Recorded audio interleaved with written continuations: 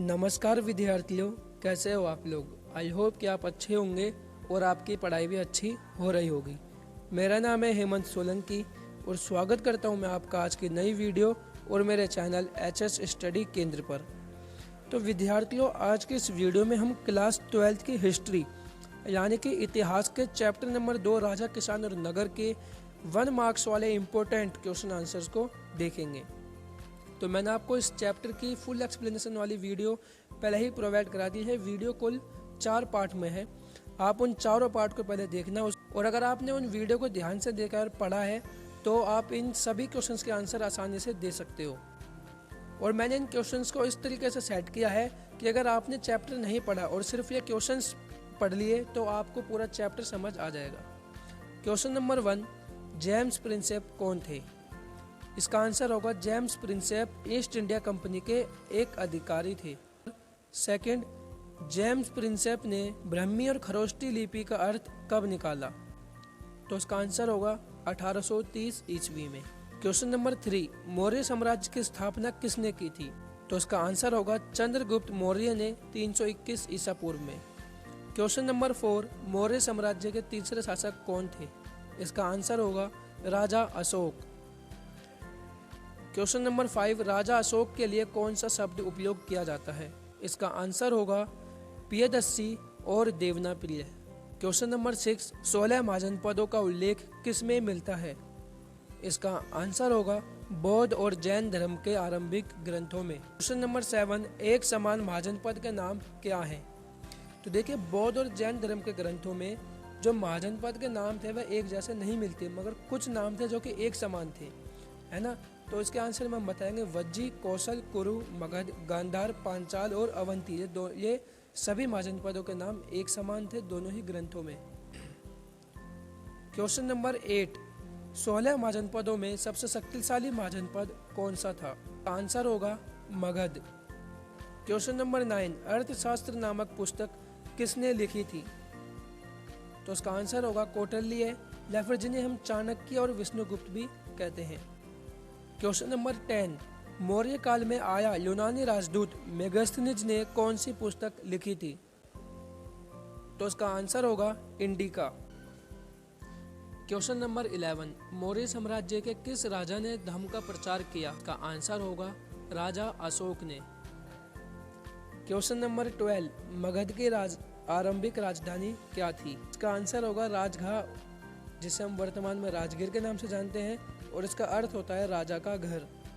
Question number 13, Magadh की नई राजधानी क्या थी। इसका आंसर होगा पाटलिपुत्र, जिसे वर्तमान में हम पटना के नाम से जानते हैं। क्वेश्चन नंबर 14, 6ठी शताब्दी में किस महाजनपद में राजतंत्र स्थापित हुआ। आंसर होगा मगध में। क्वेश्चन नंबर 15, ओलिगार्की का अर्थ क्या है। इसका आंसर होगा समूह शासन, यानी कि जिस शासन व्यवस्था में एक से अधिक राजा होते थे। क्वेश्चन नंबर 16, मौर्य साम्राज्य की जानकारी के स्रोत कौन से हैं। इसका आंसर होगा मेगास्थनीज की इंडिका, कौटिल्य की अर्थशास्त्र, बौद्ध जैन धर्म के ग्रंथ और अशोक के अभिलेख। अगर आपसे 1 नंबर में यह पूछा जा रहा है तो आप केवल इतना ही बता सकते हो। अगर आपसे ज़्यादा नंबर में पूछा जाता है तो आपको इन्हें एक्सप्लेन करना पड़ेगा। क्वेश्चन नंबर 17, धर्म के प्रचार के लिए अशोक द्वारा नियुक्त अधिकारियों के क्या नाम थे। तो इसका आंसर होगा धम्म महमत। क्वेश्चन नंबर 18, समुद्रगुप्त की प्रशस्ति लेख के अन्य नाम क्या है। तो इसका आंसर होगा इलाहाबाद स्तंभ और प्रयाग प्रशस्ति। क्वेश्चन नंबर 19, सबसे पहले भारत में सोने के सिक्के किस साम्राज्य द्वारा जारी किए गए थे। तो इसका आंसर होगा कुषाण साम्राज्य द्वारा। क्वेश्चन नंबर 20, शुद्ध सोने के सिक्के किस साम्राज्य द्वारा जारी किए गए थे। तो इसका आंसर होगा गुप्त साम्राज्य द्वारा। क्वेश्चन नंबर 21, उस महिला रानी का नाम बताएं जिसने लोगों को भूमिदान किया। तो इसका आंसर होगा प्रभावती गुप्त।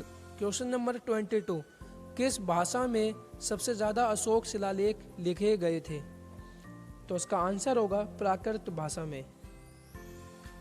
क्वेश्चन नंबर 23, कुषाण शासकों ने कौन सी उपाधि लगाई थी। तो इसका आंसर होगा देवपुत्र। क्वेश्चन नंबर 24, समुद्रगुप्त की प्रशस्ति किसने लिखी थी। तो इसका आंसर होगा समुद्रगुप्त के राजकवि हरिसेन ने। क्वेश्चन नंबर 25, इलाहाबाद स्तंभ या प्रयाग प्रशस्ति या समुद्रगुप्त की प्रशस्ति किस भाषा में थी? तो यह प्राकृत भाषा में थी।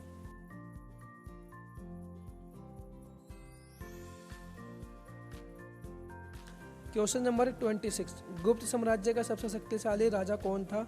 इसका आंसर होगा समुद्रगुप्त। क्वेश्चन नंबर 27, कुषाण शासकों के बारे में जानकारी के स्रोत क्या थे? आंसर सिक्का, मूर्तियां और अभिलेख। क्वेश्चन नंबर 28, अशोक को देवनापिय और पियदस्सी क्यों कहते थे? एक कारण बताएं। इसका आंसर होगा धर्म के माध्यम से समाज की भलाई करने के कारण। क्वेश्चन नंबर 29, गृहपति कौन होता है? तो इसका आंसर होगा गृहपति घर का मुखिया होता है जो भूमि और खनिजों जैसे संसाधनों का मालिक होता है। क्वेश्चन नंबर 30, इसमें आपको 3 कथन दिए जाएंगे और कौन सा सही है वह बताना है। तो एक यूनानी समुद्र यात्री द्वारा रचित पेरिपल्स ऑफ एरिथ्रियन सी में दी गई जानकारी के संदर्भ में निम्नलिखित कथनों पर विचार कीजिए। पहला कथन है, विदेशी व्यापारी काली मिर्च और दालचीनी खरीदने के लिए जहाज भेजते थे। दूसरा कथन, भारत में भारी मात्रा में सिक्के, पुखराज और मूंगे और शीशे का आयात किया जाता था। तीसरा कथन, तमिलनाडु में बहुमूल्य और कम मूल्यवान पत्थरों से बनाए जाने वाले मूंगों के उद्योग के पुरातात्विक साक्ष्य मिले हैं। तो इनमें से सही कथन बताना है, तो ये सभी कथन सही है, यानी कि ऑप्शन नंबर डी यह सभी आपका सही उत्तर होगा। क्वेश्चन नंबर 31, यह भी इसी प्रकार का क्वेश्चन है। तो मौर्य साम्राज्य के संदर्भ में निम्नलिखित कथनों पर विचार कीजिए। पहला कथन, मगध के विकास के साथ मौर्य साम्राज्य का विकास हुआ। दूसरा कथन, मौर्य प्रशासन में सेना की महत्वपूर्ण भूमिका थी। तीसरा कथन, मेगस्थनीज ने सेना संचालन के लिए एक समिति एवं 8 उप समितियों का उल्लेख किया। इसमें हमें असत्य कथन यानी कि जो सही नहीं है उसे छांटना है। तो उसमें कथन नंबर 3 यह गलत है, तो आपका उत्तर होगा ऑप्शन नंबर सी, केवल 3। क्वेश्चन नंबर 32, यह भी इसी प्रकार का क्वेश्चन है। मगध के बारे में कौन सा कथन सत्य है?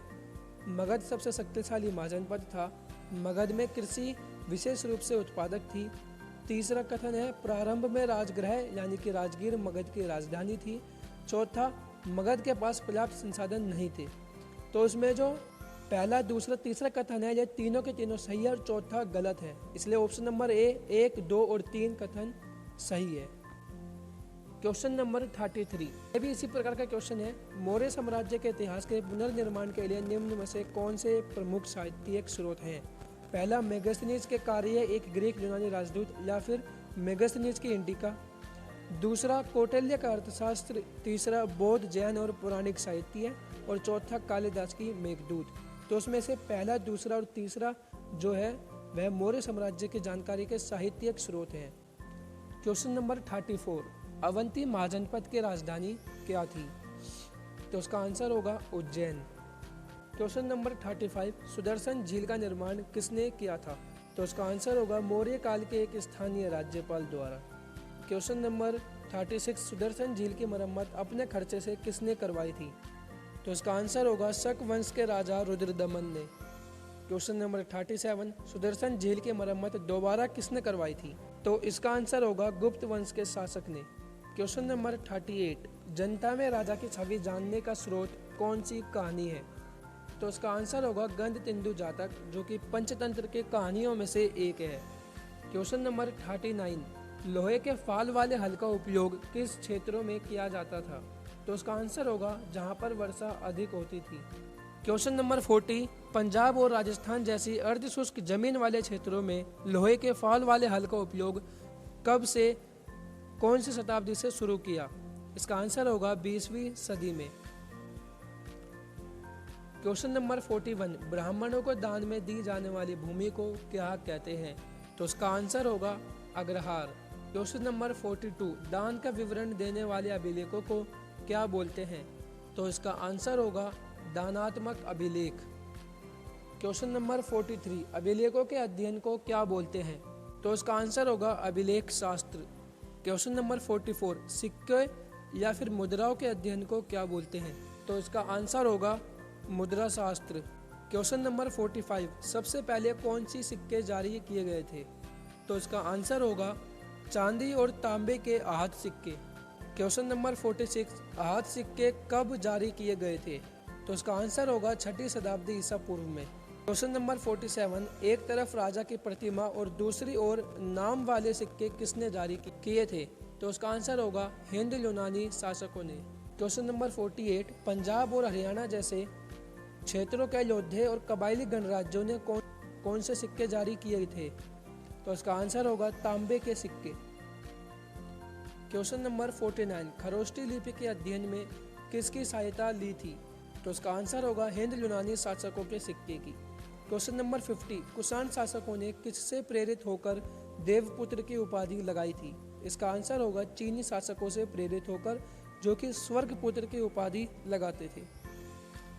क्वेश्चन नंबर 51, अपने आप को देवतुल्य दिखाने के लिए अपनी विशाल मूर्तियां किसने बनवाई थी?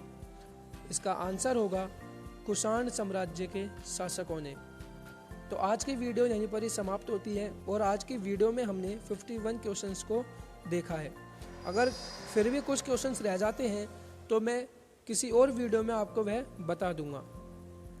तो आई होप कि आपको समझ में आया होगा। अगर आपको समझ आया तो वीडियो को लाइक करें, शेयर करें और चैनल को भी सब्सक्राइब कर दें और बेल आइकन को भी दबा दें ताकि आने वाली नई वीडियो का नोटिफिकेशन सबसे पहले आपको मिले। तो मिलते हैं किसी और वीडियो में। जय हिंद, जय भारत।